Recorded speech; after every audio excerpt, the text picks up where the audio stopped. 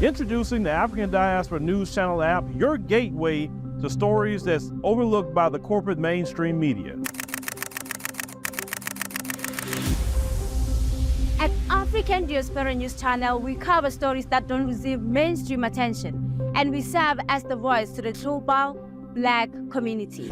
We are committed to informing and educating through the power of media, connecting the African diaspora one story at a time. With our platform, we're helping to end injustice by exposing it. Join us in standing for excellence in journalism and serving our community.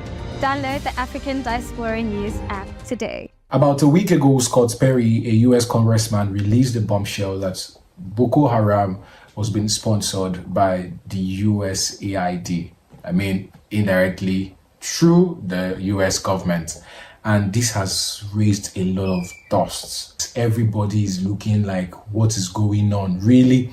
Now, this did not really come as news to some persons, because how is Boko Haram being trained? Like, how do they get this sophisticated ammunitions that they use in fighting the Nigerian troops? Because a particular Nigerian soldier made a revelation one time that if you see the ammunition, if you see the arms that these Boko Haram people use in fighting, that even they, as Nigerian soldiers, do not have access to those arms. A Nigerian diplomat also made a revelation that in a particular village in Borno State, Nigeria, the villagers can see a helicopter coming into the village and supplying stuffs, you know, bringing down stuffs from the helicopter. They just saw that they were white men that were bringing those stuffs down. They couldn't ask questions. So they didn't know whether it was the French or the Americans. They couldn't tell. And they could not tell exactly what those people were supplying. You know, so they thought that, okay, maybe they were bringing down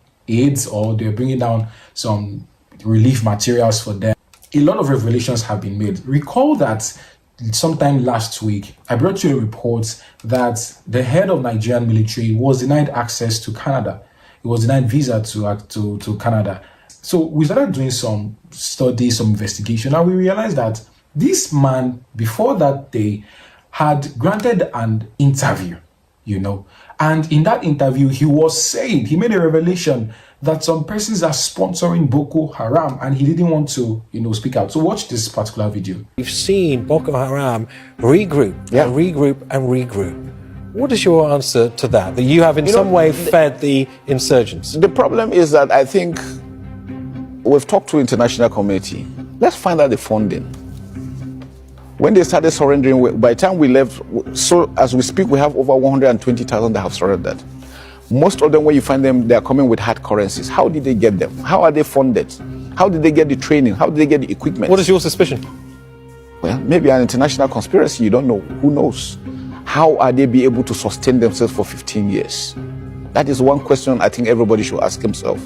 For Nigeria to be able to hold them, and you go to Nigeria, everything seems to be working well. You must have an idea. I mean, let's not talk about international conspiracy theories. Let's give some hard facts. Well, I just leave it at that. Now, people are putting 1 + 1 together. That could this interview be the reason why this man was denied a visa? Could it be that they didn't want him to say all of these things, like, why are you bringing up these issues? Why are you saying these things now? A particular politician, again, went on to say, sometime in 2022, Borno State, the epicenter of Boko Haram attacks, that there is a particular mineral there that is very expensive. And he's saying that that's the reason, that may be the reason why there are attacks in Borno State, because of that particular mineral, because they are getting something from it. See, there's been a lot. There's Boko Haram. There are areas that are still mined, now no-go area. The weather is harsh. It's very unfriendly. It's a small place. But there is something the international community, with the connivance of Nigeria. Every day you have NGOs coming into, and they are hiring houses from 10 years, 20 years and above. And once you give them the price, they don't ask, they just pay. What are they doing?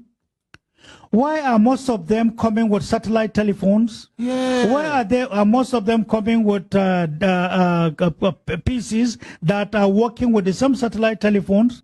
Most of them come under the guise of supportive activities to the poor. How come the NGOs live in the wee hours of the night where soldiers dread to go? Police, security men cannot go. They go this Californium that they take per day. How much is a gram of Californium in world market today? Who has Google to know?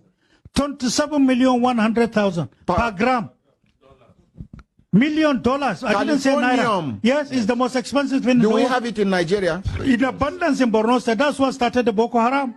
Also, someone made a revelation, although he's late now, that some Nigerian politicians are actually, part of the people that are actually sponsoring Boko Haram, So you may begin to ask that, why are politicians involved in sponsoring terrorism? Are they partnering with this American government? Are there partnerships with USAID? I cannot answer that particular question. These are questions that people are raising. And the investigation by Donald Trump will release or will reveal a lot of things in the coming days. So we are looking forward to that because an investigation has begun.